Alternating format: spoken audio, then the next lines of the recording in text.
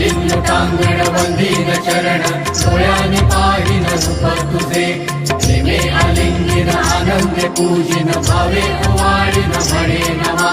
त्वमेव माता च पिता त्वमेव त्वमेव बन्धुश्च सखा त्वमेव त्वमेव विद्या द्रविडं त्वमेव त्वमेव सर्वं मम देव देव कायेन वाचा मनसेन्द्रियैव बुद्ध्यात्मना वा प्रकृति स्वभाव करोमि यद्यत् सकलं परस्मै नारायणायति समर्पयामि अच्युतं केशवं रामनारायणं कृष्णदामोदरं वासुदेवं हरिं श्रीधरं माधवं गोपिकावल्लभं जानकीनायकं रामचन्द्रं भजे हरे राम राम राम हरे हरे हरे कृष्ण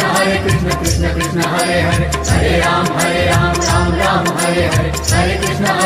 कृष्ण कृष्ण हरे हरे हरे राम राम राम हरे हरे